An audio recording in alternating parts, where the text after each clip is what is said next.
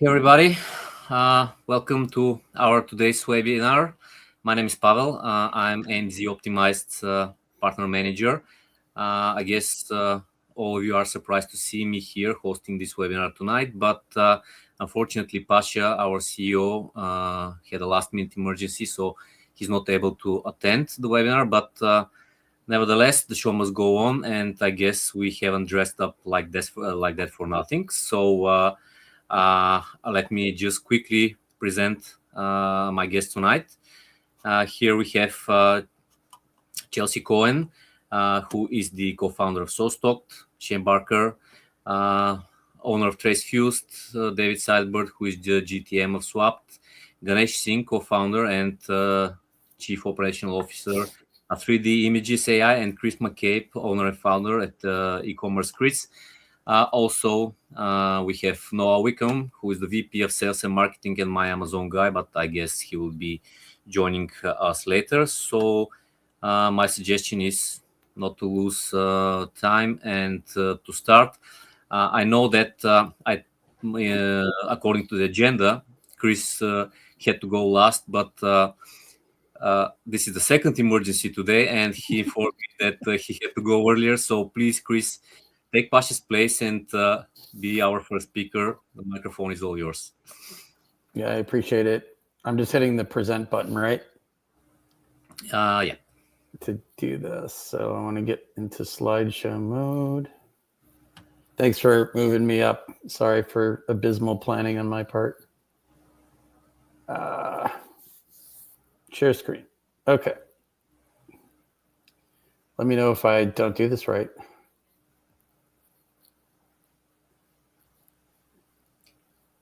Okay. Yeah, I think you did. You guys can see me? See it? Yeah. Okay. Do you see a cat? Okay. Yeah, I see it. I see the cat. Yeah, that's me in cat form. Yeah, fluffy one. All right. Thanks for having me on. I put this together because I see brands making tons of appeal mistakes, and I don't think brands can really afford to make the kinds of mistakes I'm seeing. So I'm trying to get anything I can say or do to get people to avoid making some of these mistakes, I think will be positive. And just a quick rundown on me. I'm Chris McCabe. I work at ecommerceChris because I founded it 10 years ago, actually 11 years ago, after having worked at Amazon for several years before that. So long story short, worked in the seller performance evaluation, policy enforcement teams, the bad guys from the perspective of Amazon sellers in terms of formally suspending accounts, taking listings down, sending warnings, deleting listings, and so forth. Now, obviously, helping people appeal those things, resolve those problems, and generally keep their account health away from emergencies, attacks from competitors, help resolve Amazon mistakes, help resolve their own mistakes, which, of course, the fewer mistakes you make, the fewer appeals you have to do, generally considered a good way to go about managing your Amazon presence. So we're not a full account or full brand management agency, but we manage troubleshooting problems of all kinds, be it brand registry, Asin, or account level appeals, and other issues like IP disputes and things like that. I don't see a lot of strategy on the cases where people come to us after trying to appeal 2 or 3 times. So I constantly on LinkedIn and on webinars and elsewhere just say, first of all, have a strategy, whether it's last minute putting something together because you didn't have a strategy before, you're making one last second, or just be prepared for listings to go down, right before Prime Day, right before product launch. Have the idea that your listing might be suspended, even if it's not your fault, in advance as much as you possibly can, because who wants to lose the revenue? Who wants to lose the sales rank? Not too many brands I know. I see a long recovery time for people who take weeks instead of days to get their listings back up. Most listing appeals we do, it's a matter of hours or days that we get it reinstated. But we hear from people who are opening cases, listening to account reps, taking weeks to get things done, which of course your competitors are harvesting all that cash when you're down. So you also don't want to risk account health metrics going down, having your account health rating take a beating, the longer it takes you to fix or counter a policy warning or a performance notification, the bigger the risk to your account health. So I'll jump into the first mistake. It's a little bit straightforward, but it needs to be said just because of how many rushed appeals I see. There are still people kind of just sort of scraping the internet with AI or otherwise, or grabbing a template they found, or maybe using a previous template they used on a past appeal, whether or not it was relevant. I mean, for account suspensions, most sellers are in the account health assurance program, which means you get 72 hours from the moment they call you or the moment they send you the notification saying that you have to appeal just to maintain your selling privileges. 72 hours isn't forever. It's not like a week, but it's a good amount of time to get a good appeal together. And the slapping stuff together crudely, copying something your buddy sent in for something similar, which may not have the same background as your account. I mean, investigators are looking for reasons to reject these things. I think that's kind of common knowledge at this point. So don't give them an excuse to throw an appeal away. That would be kind of my number one words of wisdom from this slide, if not from today completely, because anything that looks cobbled together, last minute, sloppy, borrowed from another source, they just kind of skip it. Like, they're not going to spend time on it. They're spending a few minutes on these at most. And the few minutes includes reading your appeal. It includes forming their decision. It includes annotating your account. I mean, I used to do this all the time. I got really quick at reading things, at annotating accounts, but I did it day in, day out, 6 days a week for years. Some of the people reading appeals have been around for weeks, and they're probably not planning on sticking around at Amazon that long anyway. So, second mistake I want to go through. I'm still seeing a lot of appeals where people say, look at all these sellers. They have their listings up. Why aren't our listings up? They're assuming that just because something's live on the site, it's following Amazon policies, guidelines, rules, and it's not going to be taken down tomorrow. You should probably assume that is the case, that they're in the process of taking down other listings similar to yours, not basing an appeal on, oh, everyone else is doing it. Why can't I do it too? I must be doing something legitimate. We see and hear these assumptions a lot, even for straightforward compliance cases, where we take one look at maybe FDA regulations or EPA regulations or just Amazon policy pages, and within seconds we can tell that it's not a legitimate listing. And the product probably has to come out of FBA, or some other listing amendment actions need to be taken. Not an appeal where you just say, look at all these other people listing the same stuff. Unfortunately, policy enforcement is widely inconsistent right now, or has been for years, but still is. Just seeing something live on the site doesn't really mean anything, and it shouldn't show up in your appeal. It's almost like an automatic rejection when you base an appeal on that. So it's a mistake I see a lot of people making. Sometimes they compound the mistake by starting to request escalations when their core or the basis of their appeal wasn't sound to begin with. So I'm kind of going to change this slide a little bit on the fly just to address the fact that you're not ready to escalate it if your prior appeal wasn't acceptable to begin with. Like, you have to kind of think about whether or not you're appealing with any basis, with any policy basis, with a proper interpretation of what's actually happened. On this slide, I bring up the attorney letters. We see a lot of legal letters that are off topic, that have nothing to do with the compliance restriction or the policy violation. I'm not sure what the origin of that is.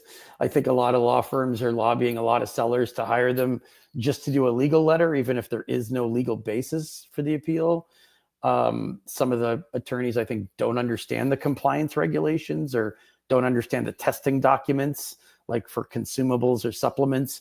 We see tons of mistakes with supplements or consumable sellers hiring lawyers for what exactly, I'm not sure, because the appeals don't really make sense. Well, if it doesn't make sense to Amazon, if there are no legal arguments that are to be presented, then that does more harm than good. And you're kind of making it harder for people like us to clean up the mess that the lawyers create to sweep up afterwards. You're not scaring Amazon with a legal letter. I don't know where that idea came from. You're not motivating or pushing them to do something they wouldn't ordinarily do just because it's on law firm letterhead. So that's an escalation misconception. What I do recommend people do instead is to kind of break it into a couple of pieces. Focus on what Amazon mixed up, didn't understand, didn't get right from your earlier appeals. That's kind of like part one of the escalation. Part two, emphasize some real data, some data points. How many days has your listing been down or your account? How much it's costing you? How many times you've followed proper protocols, gone through proper channels in Amazon to resolve it, and either didn't get a response or got a nonsensical response.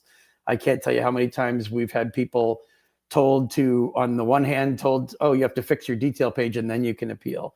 And then they do that. And the second that gets rejected, they find out, oh, no, you need to submit some new testing or compliance documents, something totally unrelated and different. Don't just listen to what they say. You have to scrutinize what they tell you, but you can use it for the basis of an escalation. If they're giving you bad info, I would lead the next escalation with that front and center. You tried to resolve it. You gave them what they asked for. Now they're asking for something completely different. Much better way to do it than to approach senior Amazonians with a legal letter that has no basis. Mentioned a couple of minutes ago about AI. This is a big topic right now. We're reading a lot of appeals that have filler. I guess ChatGPT, Gemini, lots of AI tools are just trying to make it more legit looking by adding a lot of fluff to it. Maybe that won't be the case a year from now, but right now it's kind of AI spit this whole document back at me. I'm just going to copy and paste the whole thing into the appeal. I think some brands, to be fair, are editing it down a little bit, but Amazon can tell, just like I can tell, if you're using mostly AI to respond in an appeal or to just kind of get it out of the way, get it over with. And we're just not at the point yet where you can shut your brain off and let AI do most of the work and just copy and paste text around. Maybe we'll never be at that point. But when investigators only have a few minutes to look at these things, if they think that you didn't really try or you didn't really care or you don't know the nature of the problem or whatever, you left it up to AI to decide that, plus it's too long with all the filler, that just goes straight to the rubbish bin. There's no point sending that stuff in because they're not taking you seriously, especially with escalation emails. If you get nothing else out of listening to me today, don't email executives at Amazon with clear, obvious AI copy and paste drivel. They're going to probably feel insulted. They're probably going to take it out on you. It's not going to resolve the problem. It's not going to result in a reinstatement. So when reinstatement is the priority, please don't dig a hole so deep that even we might not be able to help. But put an end to the guesswork. Email us as needed, because I think most cases of Asin takedowns and account reinstatement especially require professional grade strategy. You don't necessarily need to hire professionals to manage the entire strategy every time, but your strategy needs to be high enough level that Amazon will take you seriously. So I can stop my screen share. Yes, Chris, thanks very much for the great presentation. And because I know you gotta leave earlier than planned, I have a question in our chat for you. I'm not sure about which part of your presentation it concerns, but the question is, does this correspond exactly with vendor central listings? We actually don't work on vendor. We're 3P. So marketplace sellers. We occasionally deal with vendor in terms of illicit ASIN contributions are sometimes made in vendor in order to attack a competitor and get their listing taken down. But in terms of vendor listings, I mean, Amazon retail is in charge of buying your inventory and listing, under the terms of your contract with them for vendor. That's my understanding. Was there a particular question beyond that? Or about vendor listings impacting 3P listings, or I'm not sure. Okay, thanks very much. Yeah, no problem. Very much again, Chris. So next we have Chelsea Cohen. She is co-founder and CEO at SoStocked, and Chelsea is going to tell us why the standard profit reports usually miss hidden Amazon profit opportunities. Chelsea, the stage is all yours. Thank you very much. I'm going to work on sharing this. I'm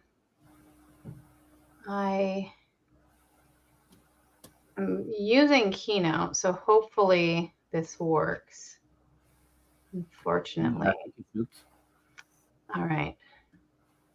Keynote is not supported. Great. I'm going to do share screen. Hopefully this works.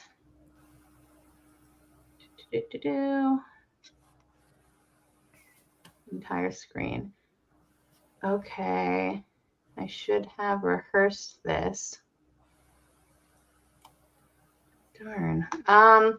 Let me try this. I think this will work. Yep, there we go. Cool. All right. Hopefully you can see my screen. Yeah, we can see it. So you can still see it. Okay, awesome. Yeah, so I am the co-founder of SoStocked. SoStocked was acquired by Carbon6, if people know that history, then acquired by SPS Commerce. So now we are with SPS Commerce. I started selling in 2014 and then had inventory problems, so launched SoStocked, which is an inventory management solution. So I've been in working with inventory and also profitability since 2019.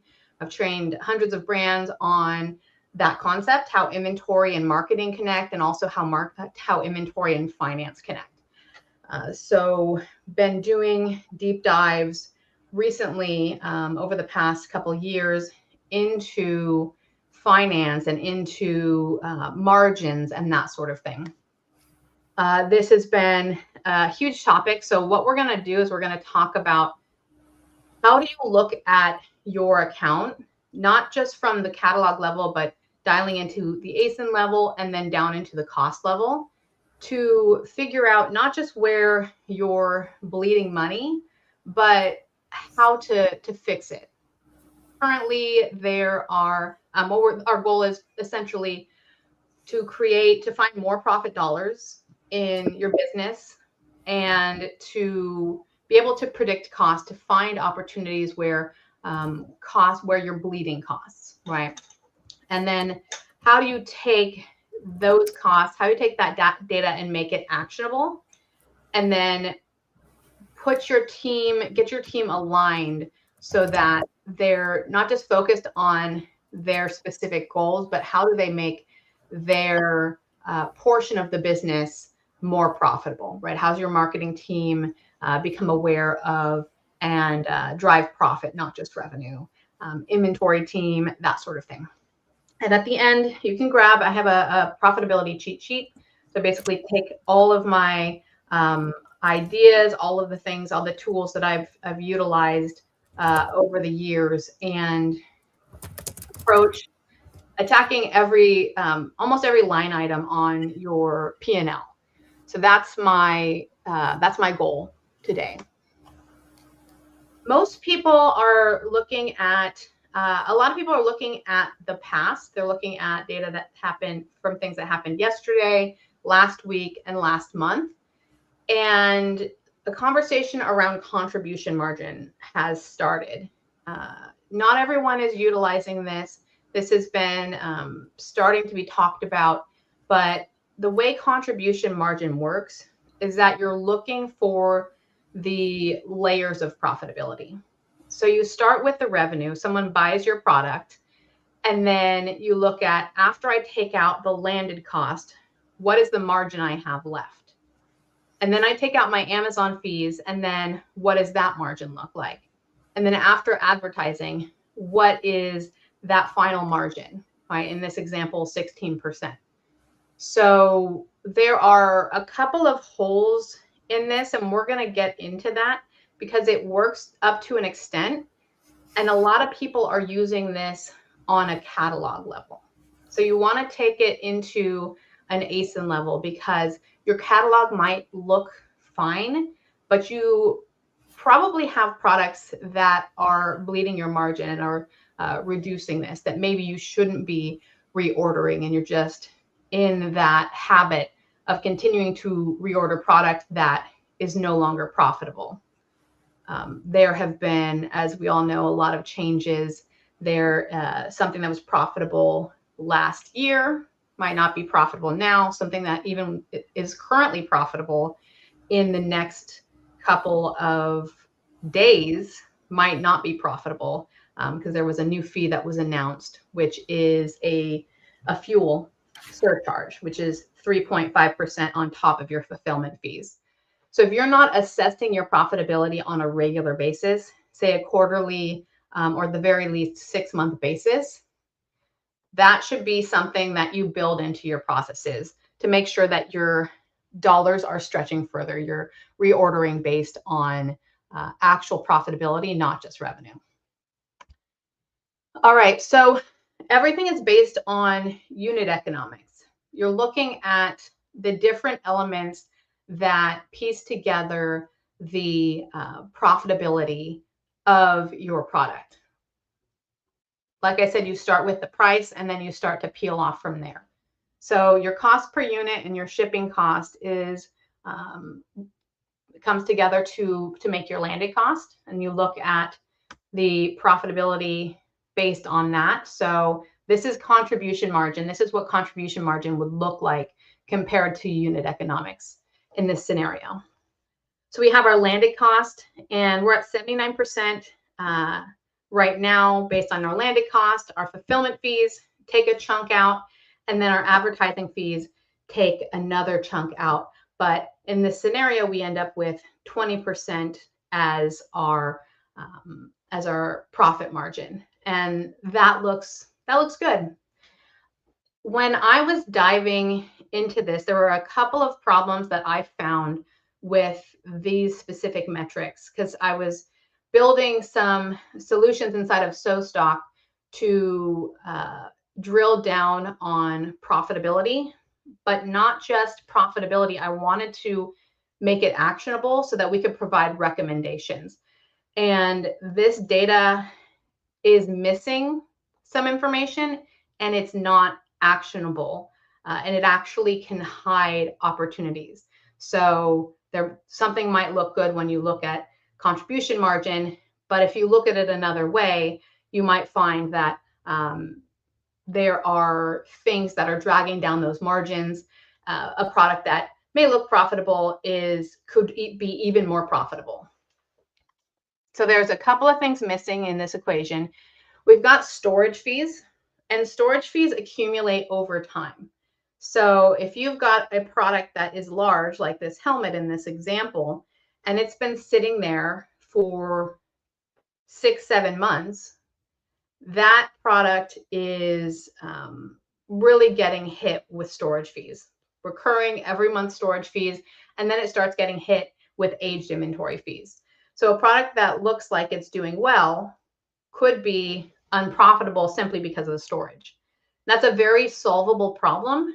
That's a problem that's a lack of coordination between your team that's forecasting, your inventory team, and the advertising. So a product like this, if you have the awareness that this product is incurring all these storage fees, the marketing team should be driving sales to move this product more quickly or lowering price. What we want to look at is something that I call cost share. So this is a different way of looking at the same figures. This is a percentage of total revenue. So it's not just looking at what is the percentage when you take off the layer, but what are the pieces of the pie? So contribution margin, the goal is to tell us what is left, right? And that's how it looks at those metrics. Cost share tells us who took it. So we don't just know what's left, we know which piece of the pie is the biggest and how can we rein that in. So when you have cost share, because you're looking at percentages and you can compare them to your goals, you can actually make this actionable. So the things that you want to do is you want to set a target margin and then you want to put together your cost share goals. So for example, this product should cost no more than 2% in storage, ad spend, 20% tacos, that sort of thing. So you list out what those goals are, and then you can bring to the surface the products that are not hitting those goals. That's where the actionability comes from, is to highlight those areas so that you can actually assign the team to approach that and address it. So when we look at the same unit economics, we're looking at it from that perspective. So you can say, my landed costs, I'm doing well on landed cost. I actually do 21%. That's actually lower than what my goal was. Fulfillment costs, maybe 30%. Advertising, you're at 29%. And then aged, you're at that 8%. So it's the same data. It's just looking at it from the other side of the coin. The problem that comes in is you've got really good landed cost, and that's hiding your areas of opportunity. So your advertising is higher than your goal, and it's being hidden by the really good landed cost that you've gotten. So as those layers come down with the contribution margin, these things get hidden. So your advertising cost, if you've got that goal set, now the marketing team can look at that and see, is there wasted ad spend here? Is there a mismatch, or do we really need to adjust our expectations for this product? And then, like I said, storage fees, that's a problem with forecasting, and that's a problem with the communication between inventory and marketing. All right, so there are your opportunities. You're able to reveal those opportunities, and from that point, you're able to take action on them. So if I'm able to reduce my advertising even by a portion of that goal, I'll be able to bring that down, can bring down my storage fees, and then I can get closer to that target margin that I've set. Simply by knowing there's a problem, and I can then action a solution and see within a period of time getting closer to the ideal profit margin. All right, so wrapping up, so we've got our team, and we've got these different cost shares. We've got landed cost, fees, tacos. Fees are usually not something we can control unless you can reduce your product size to get into a lower fee tier. So that's something we generally don't look at too hard unless we are looking at repackaging. And then your storage fees as well, which is your inventory team. So you assign these different pieces, and then there's one additional factor that comes into play, because everyone is busy, and you're currently working to drive revenue, you're working to optimize, you're working to stay in stock, all of those things. So how do we add this onto our plate and actually have it have a good effect on our business, right?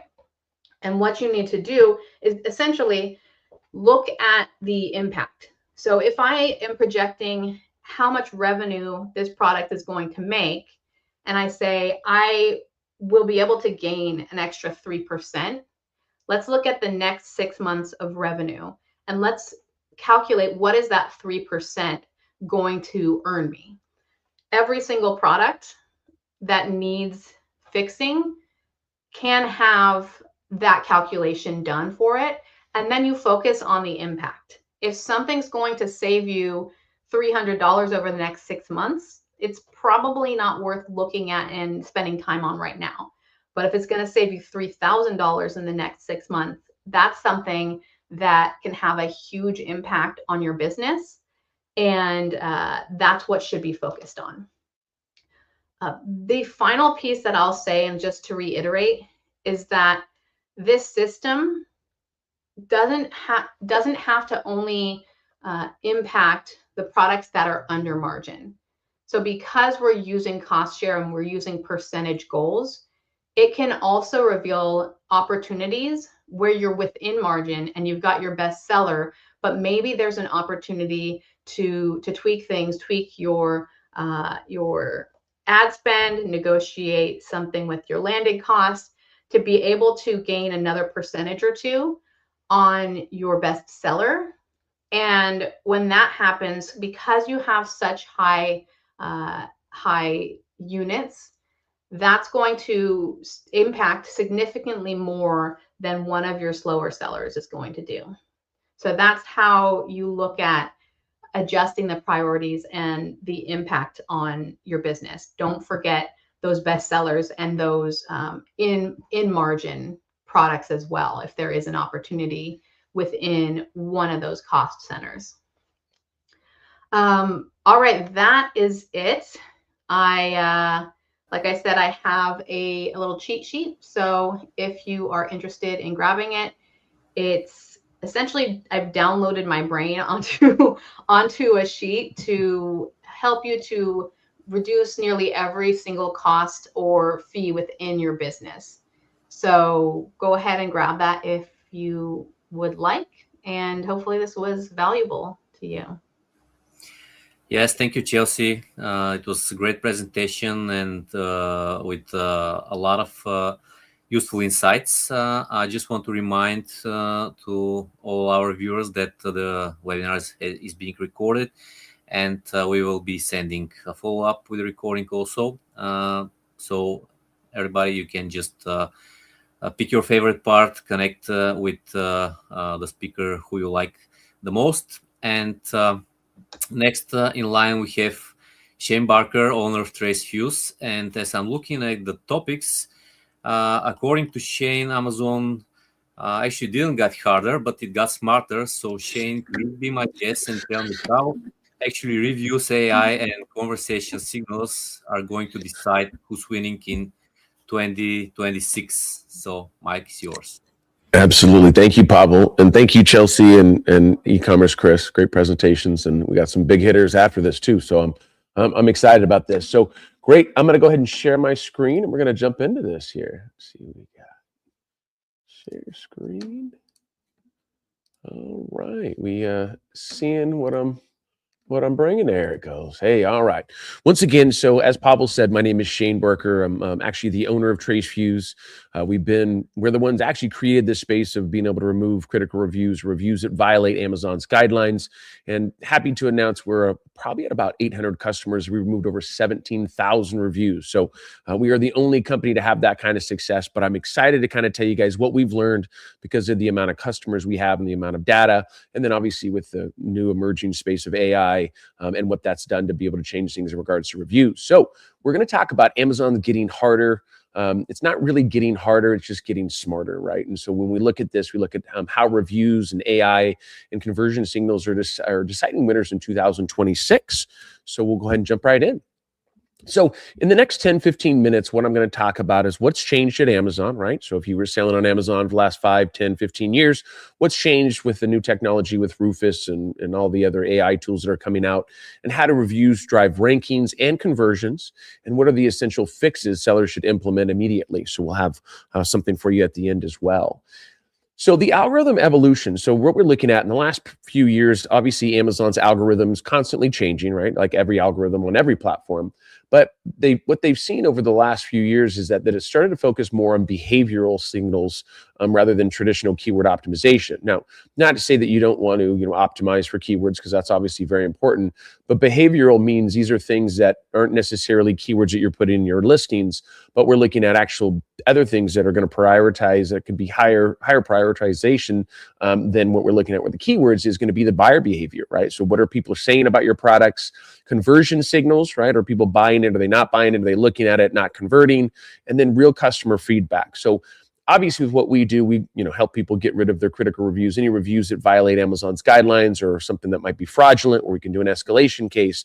So these, for us, we're already very familiar with this because these types of things, this is what Amazon is looking at, and this is what they're going to make an evaluation on whether you have a good product or whether you have a bad product, and it's obviously going to affect sales.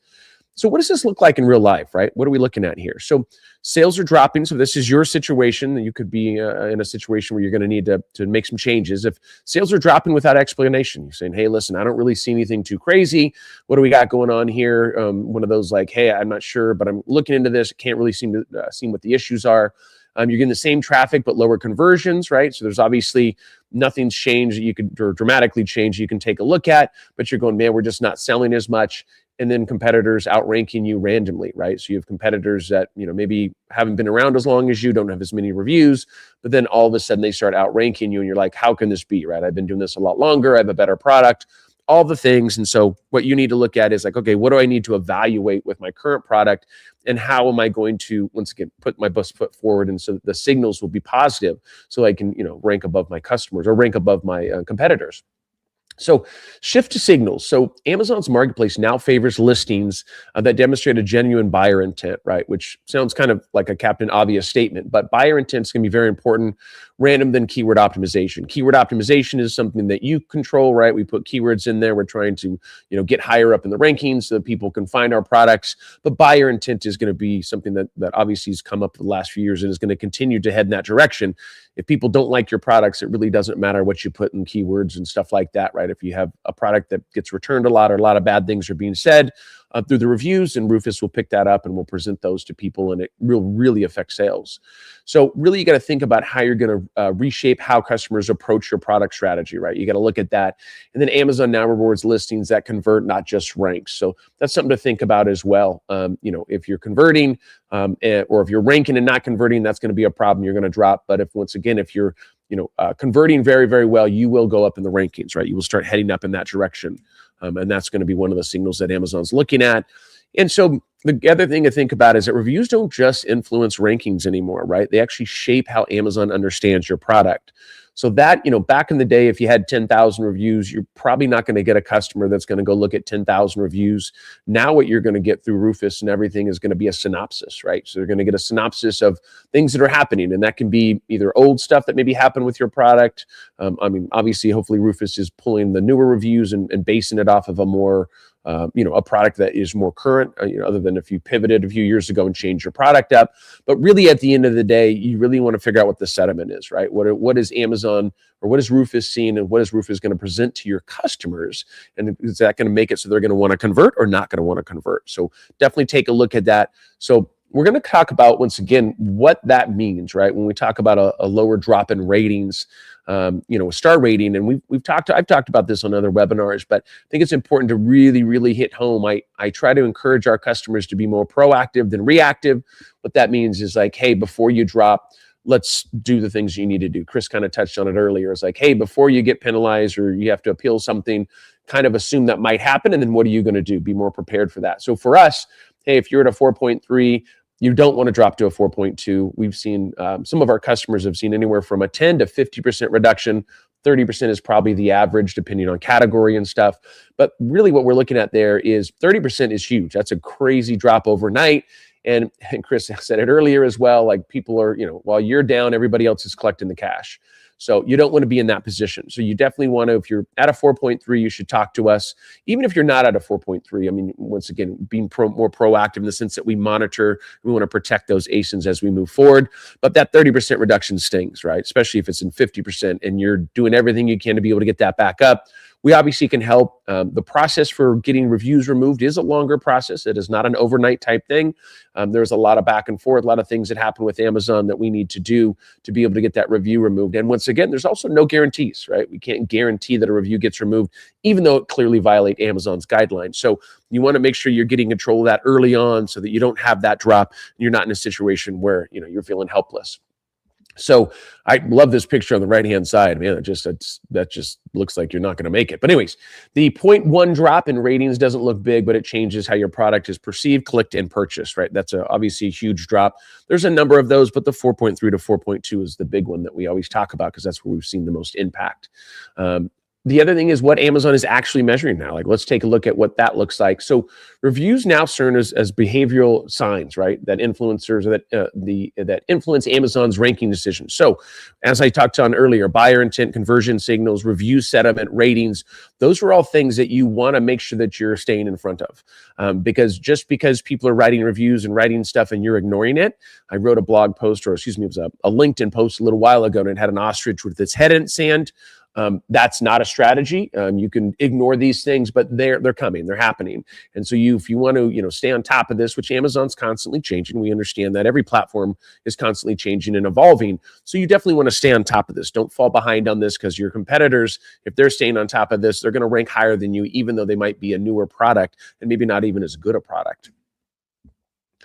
So AI and conversion signals, right? So in 2026, AI's, or Amazon's AI assesses real-time conversion signals, right? Such as image quality, fulfillment speed, transitioning how listings are ranked, and how winning strategies are developed. So that's what you got to kind of think about when you're going conversion and AI moving forward.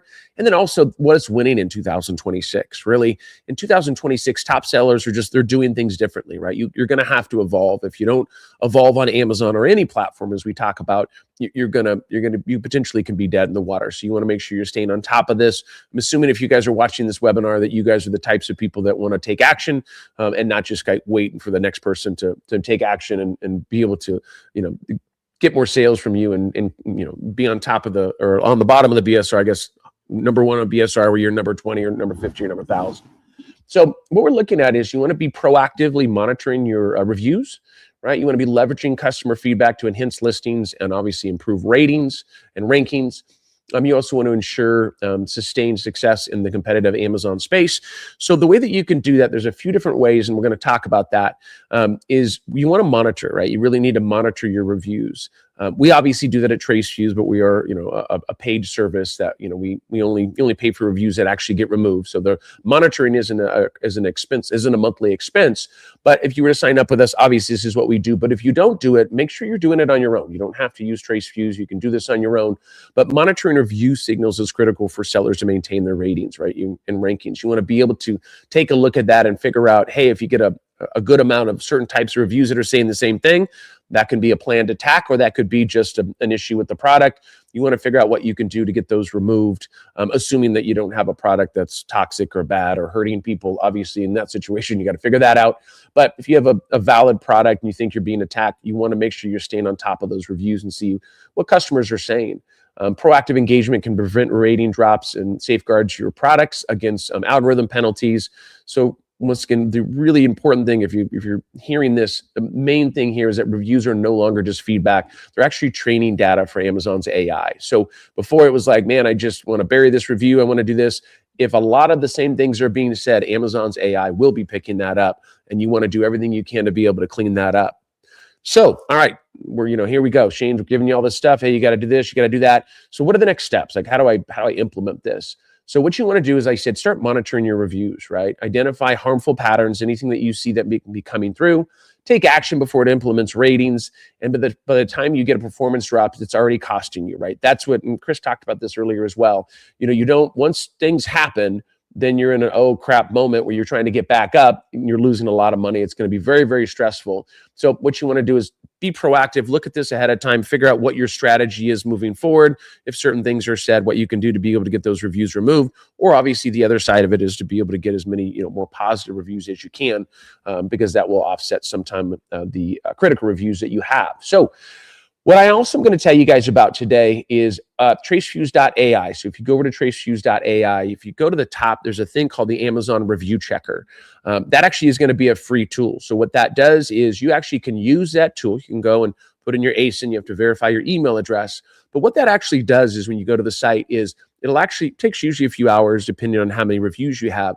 We're going to grab the last 5, 10, 15, 20, 30 reviews, and we're going to tell you exactly what they're in violation of Amazon's guidelines. So the value of that is that if you see a lot of them saying a lot of things about shipping, well, guess what? We got to think, what happens if Rufus picks that up and then starts saying that the shipping's bad when that's an Amazon issue, not a product issue, right? So those are the types of things that you want to take a look at. And I know we'd like to say, hey, well, Amazon will automatically take those down. Amazon does, I think, everything that it can, but it's not taking all those down, right? I mean, at the end of the day, they're missing out on some because they're a huge platform, and obviously they're not going to catch everything. So you want to take a look at that. You can download that report. That will tell you the ones that you can either file on your own, or you can look at the settlement of what Rufus could be picking up as well. And then obviously you guys follow me on LinkedIn as well. I'm pretty active on there. I'm doing, I don't even want to tell you, probably like 80 posts a month. It's kind of crazy, but follow me at Shane Barker on LinkedIn. And then if you guys have any questions whatsoever, obviously in the review space or even outside of the review space, I'm always a resource to be able to help people. You can email me at shane@tracefuse.ai. And if you guys have any questions whatsoever, don't be shy. Jump in anytime and come and reach out. And once again, thank you guys for the opportunity today. Thanks, Shane. I really liked this presentation. Clean and tight, like always. Actually, there are a few questions, but I'm going to leave them for the Q&A session at the end. All right. So next we have David Seybert, who is the GTM of Swapt, and he's going to talk about how you can turn marketplace customers into your brand's audience. So David, you're on. All right. Thank you, Pavel. Thanks for having me. And nice to go back to back with Shane, because I'm going to be talking about some similarly related things, especially the importance of product reviews. You know, a lot of people have talked about Rufus, right? And why Rufus is scraping that information, and sentiment is now extremely important. So I'm going to share my screen and we'll get started.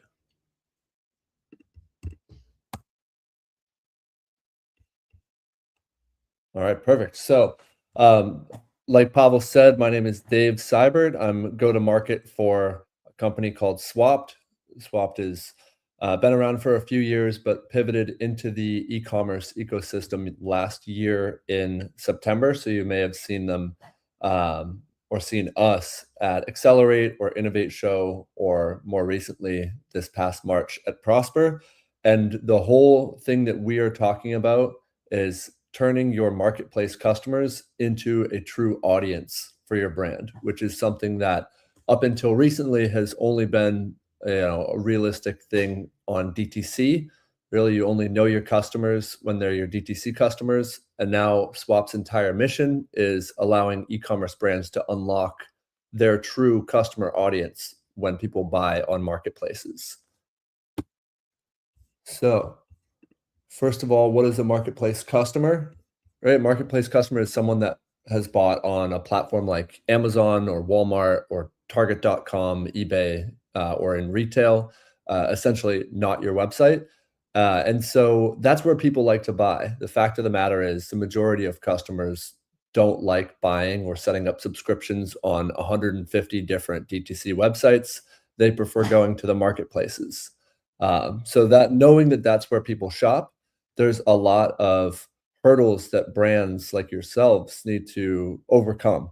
The main thing is you don't own that customer relationship. We all know that way too well with Amazon. It's really, you have no visibility into the customer. And so data is limited, interaction is limited, right? Retention is very, very low.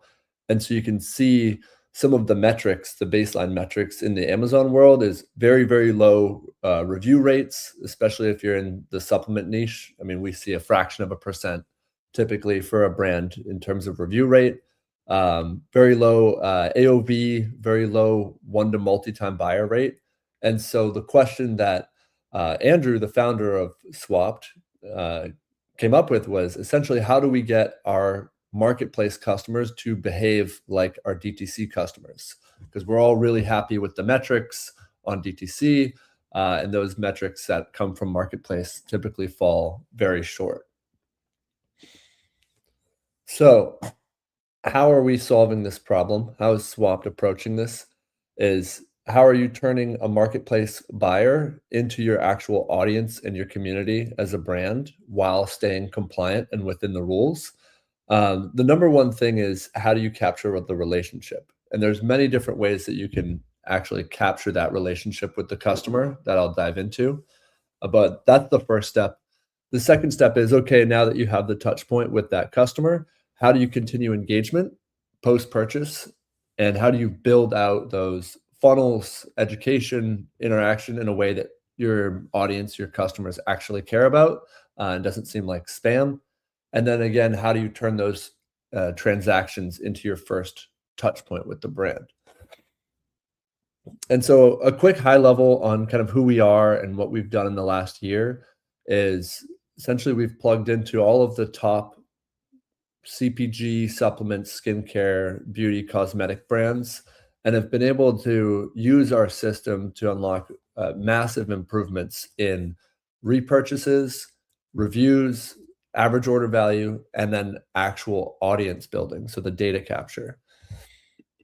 And the way that this is done is Swapt. So what Swapt is essentially a vertically integrated CRM system built intentionally for e-commerce sellers, right? This is not a Salesforce or a HubSpot. It is truly an e-commerce system, a CRM system built for e-com brands. And so how does this all work? It starts with the marketplace purchase. When someone buys from Amazon, Walmart, Target, they are scanning a Swapt QR code, which looks like this here, if you can see that. These are all Swapt QR codes. And so when a customer is purchasing a product from a marketplace, take G Fuel, for example, the customer buys this, they scan that QR code that's right on the top, and then they come into our CRM system, and that's when the post-purchase engagement begins. So not only are you identifying your customers, but then you're giving them a reason to want to interact with your brand. You're introducing them to new products, you're cross-selling, you're offering coupons, pinging about lightning deals, right? Once they're in the CRM system, that's when you can engage them similarly to a DTC buyer. And that's what turns them into essentially what we're calling an owned audience. This is your first party data. So the three main steps for Swapt are, like you can see here on G Fuel, customer scans that QR code. Then they go through a flow, which is the data capture. So the first step is scan. Second step is capture. Then the third step is actually growing, right? Is the loyalty, remarketing, engagement, all of the automation that allows you to get these sort of results on improvement to AOV, customer lifetime value, and of course, inevitably, review rate as well. And so this example here with G Fuel is showing a little snapshot of their loyalty portal, which is part of the Swapt platform. So the three main parts are the actual stickers themselves, which you can see here. Those stickers go on product. When customers buy, they get taken through this post-purchase journey based on what platform they bought from. So if they are bought from Amazon, they go down an Amazon journey, Walmart, right, Walmart journey, and you show those customers different things. And so the second step there is those flows. And then where all the flows inevitably lead is into what we call the loyalty portal, so that customers can track over time how each purchase that they have earns them points or puzzle pieces or whatever you want to call it, the loyalty credits that keep them wanting to be engaged with your brand and introduced to other products, and then continue buying, and you get rewarded for being loyal to a brand.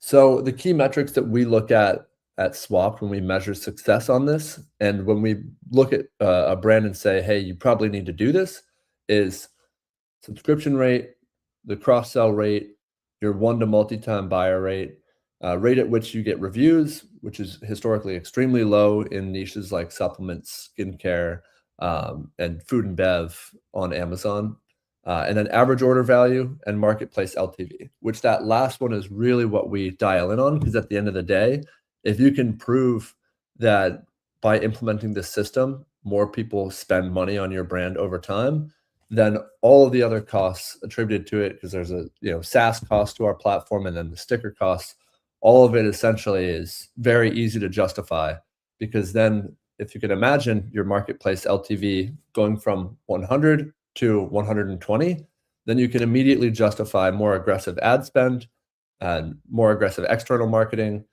because you're proving that just simply engaging the customers post-purchase is getting a 20% increase in the lifetime value of your customers. Then that that unlocks a lot for your business. So what some brands are doing with Swapt, right? We have a bunch of different brands on platform, not only in the supplement niche, but in a lot of niches that care about repeat purchases and lifetime value. They're using our flows to distribute product education, especially brands that have a very niche product where customers need to understand either how to use it or how to implement it into their skincare routine, things like that. They're also giving out exclusive content. So whether that's distributed through email, distributed through the flows themselves, or at some point post-purchase, they're giving that Swapped engaged community exclusive content. Then like you saw with G Fuel, loyalty programs are being used, giveaways, distributing discount codes, like unique claim codes. And then essentially you're building a community that they're getting exclusive community access. Like G Fuel in their portal has unique offers that they give every few months where it's only accessed by that loyalty portal. And then of course we'll have questions at the end. And if you want to scan this code, this is the link to book a call and explore more with us. Thanks very much for the great presentation, Dave. I'm used to seeing Andrew in this seat, but definitely we will invite you directly for the next one. Awesome. So our next guest is Noah Wickham, who is Vice President of Sales and Marketing and My Amazon guy. And I think he's going to talk about how the hidden problems killing your Amazon growth, but he might have a surprise for us. So I left it a bit anonymous there, Pavel. I wanted to leave the illusion for everyone, I suppose. But no, I have a pretty easy one today. I'll share my screen here in a second. I appreciate you as well for inviting me on, and I think mine is actually going to be very similar to Chelsea. To be honest, I think Chelsea and I had a very kind of similar mentality with what's kind of killing a lot of people these days when it comes to Amazon. So let me get my screen share going here.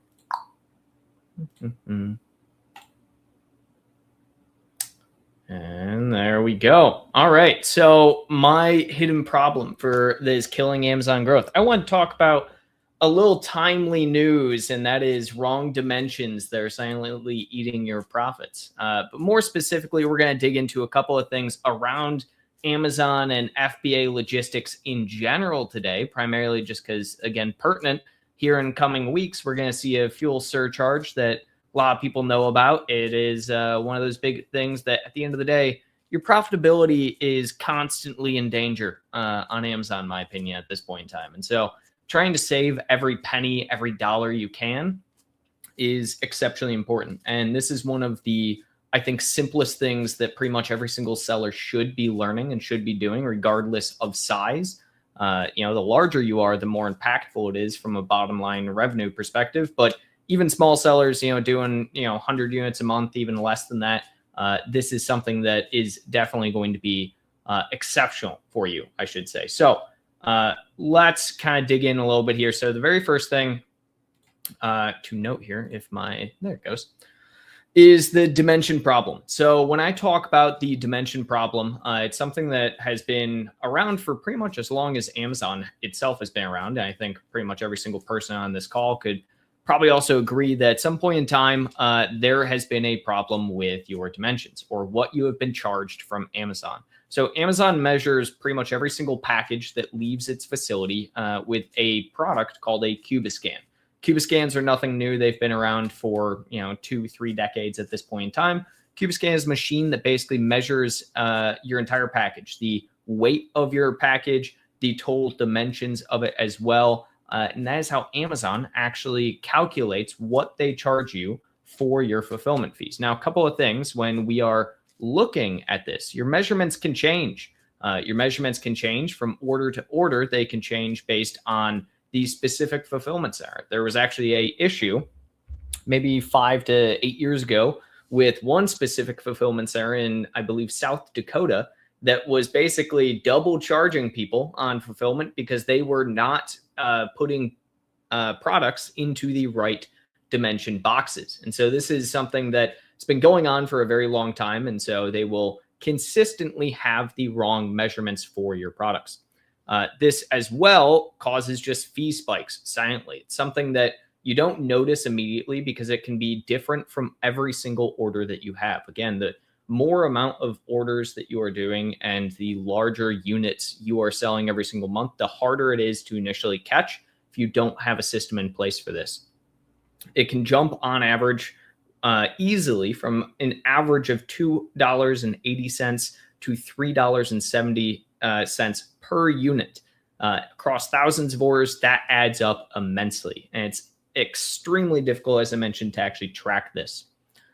So why is it important? As I kind of mentioned, profitability. 20% of FBA inventory is misclassified. That is an actual stat that we have pulled across thousands and thousands, tens of thousands of different orders and hundreds of different clients that we have worked with.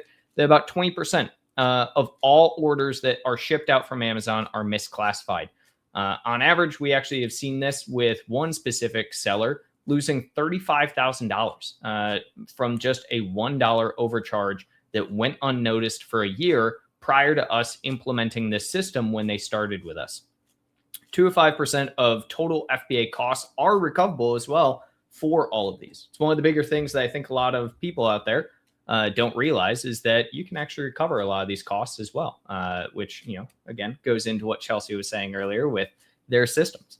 $940 overcharged in just 4 months on a single misclassified Asin is something that we saw with a client that joined us just last month, which we were able to thankfully recover for them. So huge impact as well with this is talking about the 3.5% fuel surcharge. So for those that are uninitiated or haven't seen the news as of last week that got broken, Amazon, effective on April 17th, is adding a 3.5% fuel surcharge. This is just to do with what Amazon is claiming, just to be with the fact that oil and gas prices are going higher and higher, regardless of the fact that, majority of their fulfillment vehicles are EVs, but we won't get into that, I suppose, today.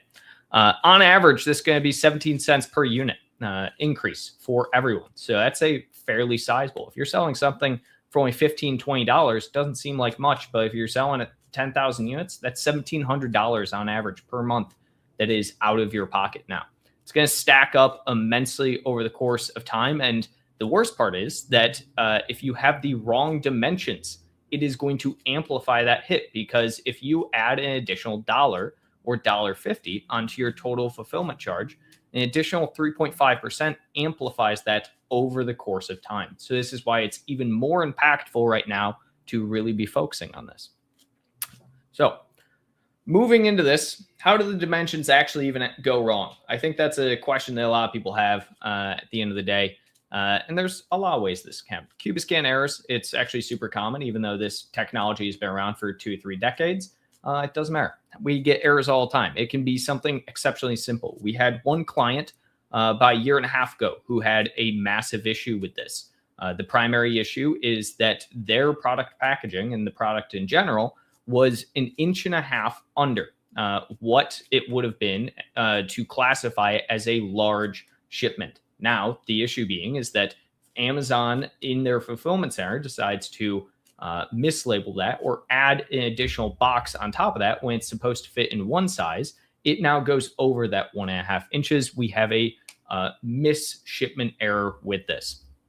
That is going to be going into our packaging changes. They will throw in small products that should fit into a smaller box to a larger box, just from the simple aspect that they need to get it out the door.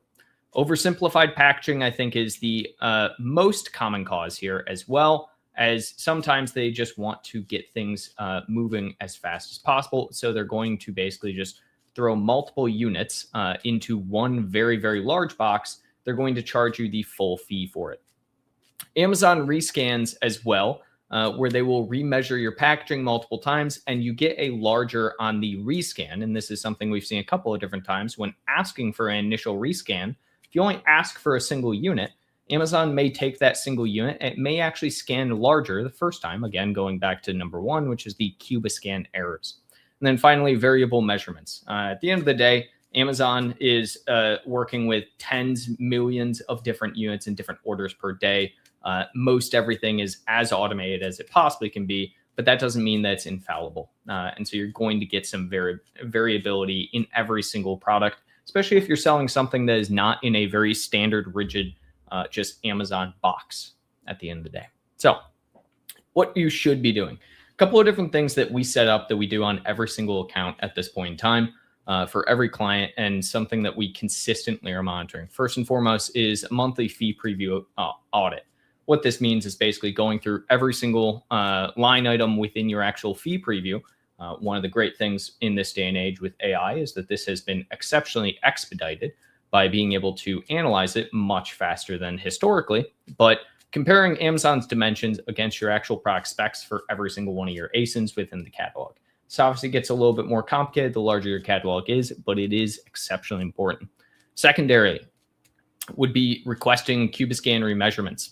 This is something that for many of our clients who, again, are sitting on the edge of being within the large product dimension, usually between 2 and 3 inches away from being classified as a large and bulky product, we're going to consistently request for Cubiscan remeasurements.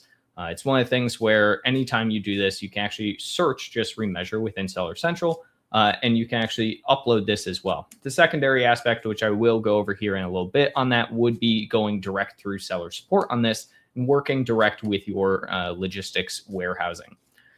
Third, track dimensions and changes over time. I think this is the hardest thing for a lot of people to realize.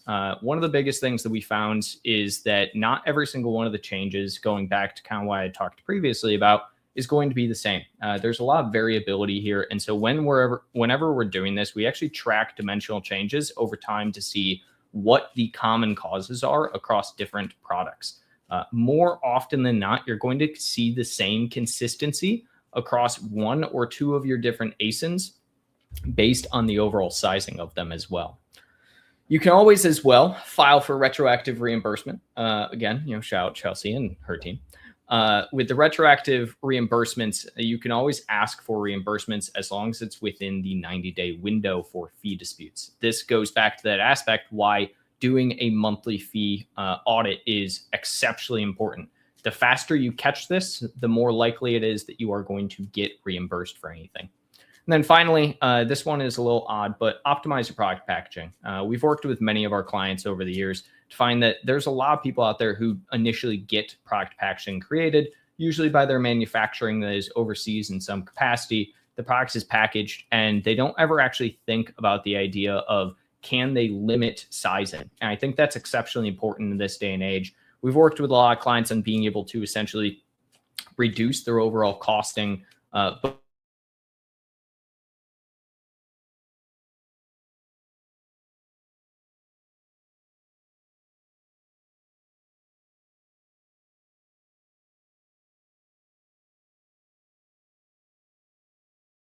both frosting and then also post fulfillment fees.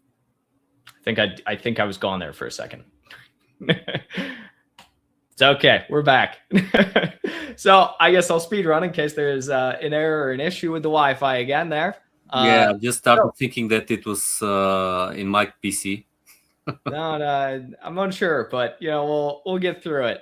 Auditing. So quick 6-step audit you can do. Anybody could literally just screenshot this right now if you're watching this, and you can do this realistically in probably 20-30 minutes on your own. Very first one, the fee preview report. Go and download it. Again, looking through this makes it exceptionally easy to find errors or potential errors. Nowadays with AI, we do utilize it quite often whenever looking at any type of reporting and whatnot. So for the second, you're going to compare against your actual specs. As I mentioned earlier, you should have a generalized idea of what your average cost for fulfillment is and what your product packaging is. You can also utilize this if you have ever done any form of 3PL shipments or if you have ever done any of your own FBM. Makes it exceptionally easy to know what your baseline should be. Flag size tier mismatches. Again, exceptionally easy with AI to flag specific order numbers, which is what I typically recommend because that'll come in to help us a little bit later. Cross-reference with FBA fee details. So we actually take this in one of the major things. The fees on FBA are changing all the time, as I mentioned, with 3.5%. We did get a preliminary early investigation going just the last week because the fact that Amazon increased for one specific category the overall actual fees for that category's fulfillment. So that's one of the things to always cross-reference with the most up-to-date FBA fee details, just so you're not wasting your time on anything that's not going to get reimbursement. 5, submit measurement requests. Again, the easiest way to do this is actually to submit flagged ASINs that you find from your reporting. You can submit direct to a seller support case for a Cubascan. Whenever you are submitting any Cubascan request, the key details you want to include are going to be, 1, to actually go through and ask for them to do a multi-unit Cubascan remeasurement. And the big aspect behind that is that if you ask them to just do a Cubascan remeasurement, they're just going to pull a single unit. You need to ask specifically for a multi-unit. This is, 1, going to give you an average, because Amazon's always going to want to take the highest, whatever the highest dimensions are for the Cubascan. So if you ask for a multi-unit, it will do an average aggregate across the board. And then finally, once you have all of this as a reference point as well, you can file for reimbursement cases. If you see any errors and you've confirmed them again via that Cubascan, you can, 1, reference your specific case number for that Cubascan, as well as reference each individual order number that you did from your fee report. The math is kind of there, adds up pretty fast. I add this in just to get a general idea. This is actually math direct from one of the clients. So if we're looking at this, average cost for small, $281, in wrong dimensions for the large, $370. Over the course of time, that adds up significantly. And then as well, with the new 3.5% fuel surcharge on the wrong fees, on average, it's going to add an extra 13 cents, which you wouldn't think is a ton. But again, when you're doing, 1,000 units, 5,000, 10,000, adds up a ton. $60,000 just going to Amazon and, Jeff Bezos's next yacht or his next girlfriend, whichever one comes first, I suppose. That's a lot, right? And you don't want that. So that's why this is so impactful and important to do. And again, it's one of the easiest things you can do. So biggest thing, stop losing money to wrong dimensions. We are in a time and place in which it is exceptionally harder to be profitable on Amazon. And so this is one of the easiest things that I think anybody can do with 30 minutes on their hands and get done. So there you go. Thanks very much, Noah. It was very interesting to learn about these dimension problems that a seller might have. But that's the idea of the webinars, every day to learn something new. So last but of course not least, we have Ganesh Singh, who is the co-founder and chief operational officer at 3D Images AI. So 3D images, it has been a hot topic for several months, and looks like it's going to stay here for a while. Ganesh is going to talk about why 3D models are boosting conversions on every product category on Amazon. Cheers. Thank you, Pavel. I'm just going to share my screen. Cool. Let me know. Can you see my screen? I think you can. Yeah, right. Cool. So yeah, thanks for the intro. So yeah, I'm here to present to you how probably about 10 months worth of work now on how 3D models affect a wide range of products on Amazon and in around 10 minutes. So because I guess Amazon has got harder and it is more difficult to stand out. So I think this is a really quick way to win and stay competitive. So I'll be going over what a 3D model is, the benefits to sellers and Amazon, some case studies, what we do, and how you can work with us. So here's the context for why we found that 3D models are rapidly growing on Amazon. So over time, we've seen massive waves of new features released by Amazon. So wave 1 was A+ content, and the biggest brands jumped on it first. They saw conversions skyrocket. But when A+ content was released, not everyone used it because they couldn't justify spending hundreds into something that was below the fold. But fast forward to now, if you sell any product, you need A+ content to stay competitive. Wave 2 was when Amazon announced they wanted videos on every listing, which seemed like an obvious feature, so it quickly became the industry standard. However, in 2024, Amazon announced the third wave, which was 3D models. So Amazon looked at over 350 million products and saw that less than 1% were using their 360 spin feature on the mobile app. And I don't know if anyone used it, but this feature was a nightmare to use and the quality was always rubbish. So Amazon decided to open up the doors to the SPN network last year, and they invited brands to create 3D models made by professional 3D artists. They realized this was the only way to give customers these assets at scale. However, these 3D artists just couldn't understand Amazon. So after the announcement, brands found that creating 3D models was extremely hard and expensive. So the return on investment was only worth it for products you usually see, which has functional uses like seeing a sofa in your living room or trying on glasses. However, what we found is 3D is slowly appearing on hundreds of categories, and we're seeing supplements, toilet roll, coffee pods, and we even have a section on our website where we track every single category and we update this every week, and it is literally appearing everywhere: grocery, fashion, electronics, you name it. So it's clear to us now that 3D models are slowly becoming the industry standard upon listings. And to understand why this is happening, you have to look at what Amazon discovered when they experimented with 3D. So this is Amazon's research. So firstly, when a customer clicks the View in 3D button, they are twice as likely to buy from you. Secondly, simply having a 3D asset on your listing leads to a 9% total sales uplift on average. So Amazon are proving that 3D works across multiple categories. However, here's the real reason Amazon are pushing this so hard. It's because they hate dealing with product returns. And I know everyone hates dealing with it too. So roughly 22% of returns happen because the item wasn't as described. And part of this reason is that the customer couldn't judge the size, scale, or texture from a flat photo. So research shows that 3D models have been proven to solve the returns issue. So Amazon takes the quality of 3D models incredibly seriously. So we saw the biggest brands 10 months ago, like L'Oreal, Nestle, Lego, are all starting to roll out 3D models on their listings. And when the big brands start to make changes, they typically know something that the rest of the world doesn't know or isn't aware of. So this got us really curious to see if this is an untapped conversion hack that very few brands are using.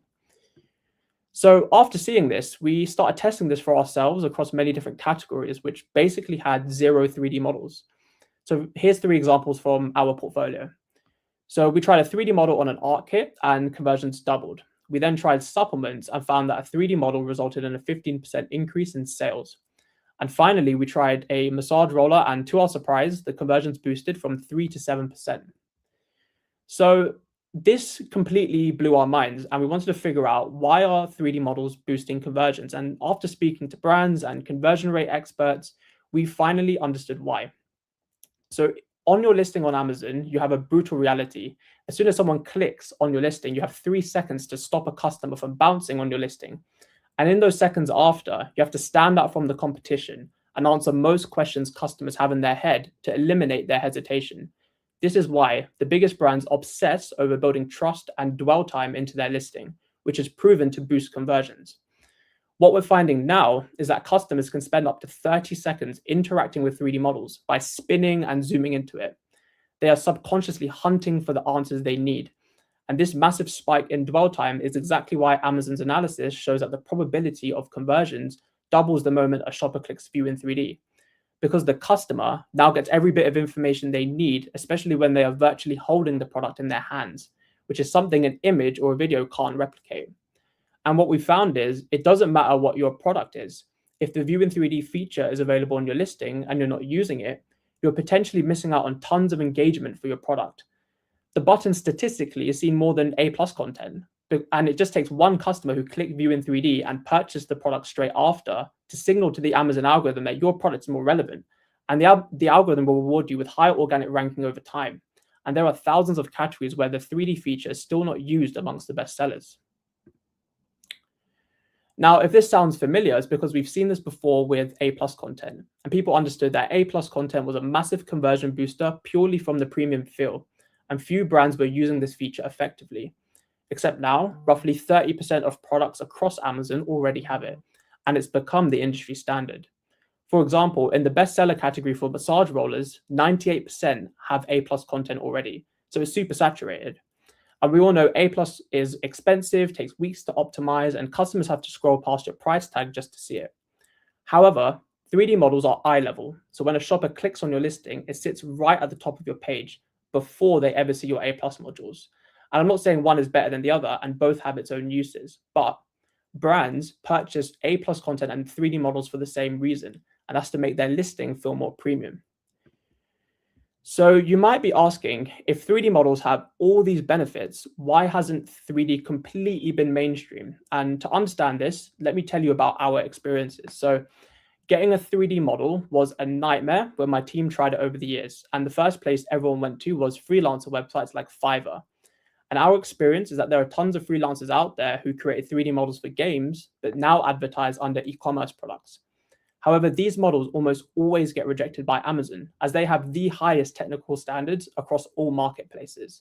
They manually check colors, sizes, proportions, and ensure there are no visual mistakes.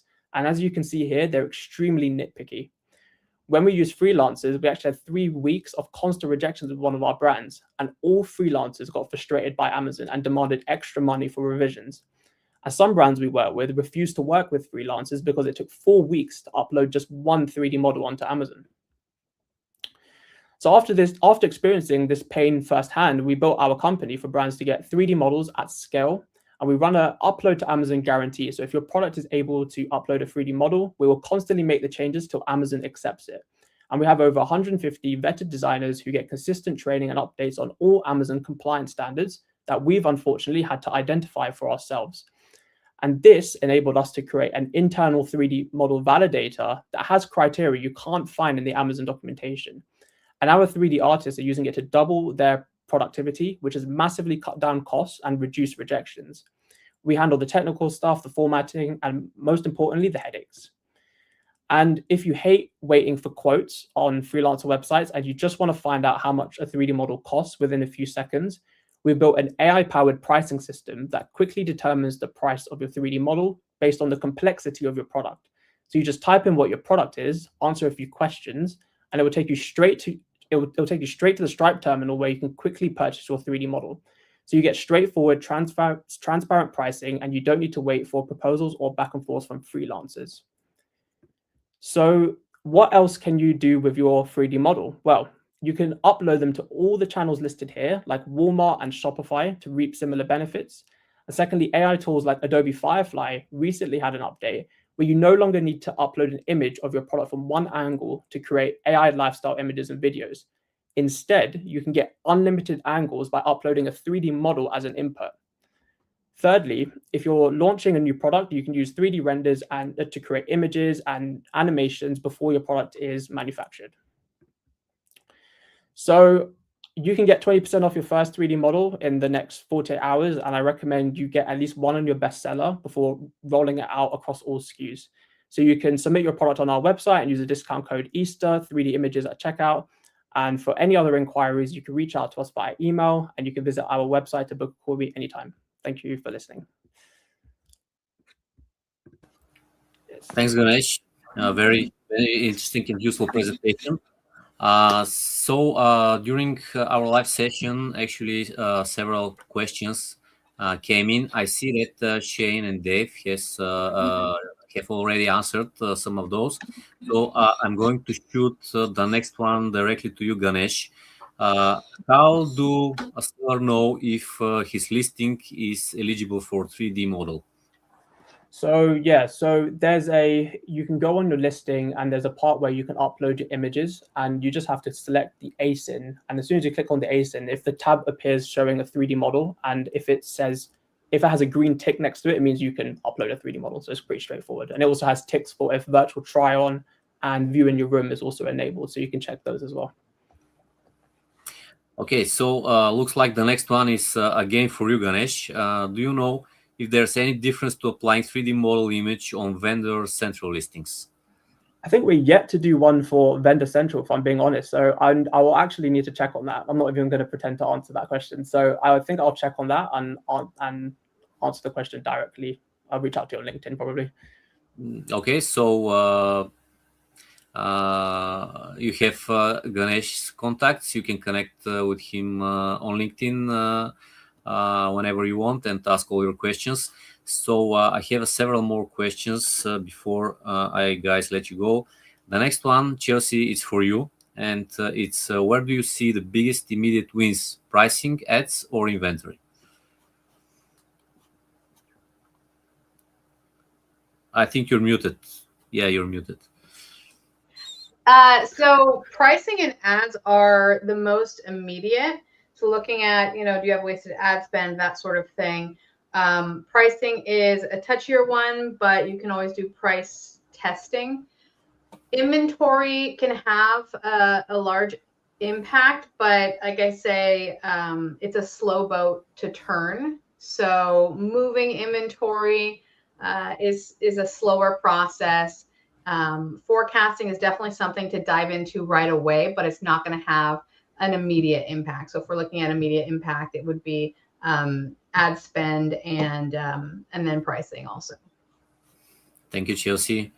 Yeah, yet another one for Shane. So Shane, questions are raining this evening. Awesome. Yeah, well, I cannot pass this one. So if you had to fix one thing today to improve performance in 2026, what would it be?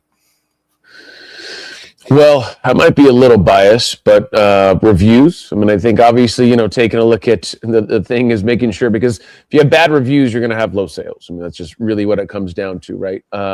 So like I said, I might be a little biased on this one, but definitely reviews are something that you got to take a look at, because everything else could be great, but if your reviews are bad, once again, we've seen it. We've seen terrible products that have great reviews that sell all kinds of stuff. We have products that are amazing products that have not great reviews and they don't sell.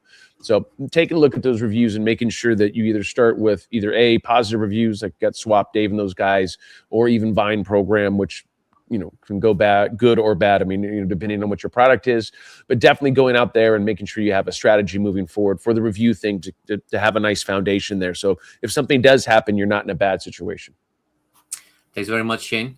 Yeah, I have a few more. So the next one is actually for you, Noah, and yeah. It kind of sounds kind of provocative. Is Amazon incentivized to overestimate package dimensions? And is there anything sellers actually can do about this, if it's true, of course?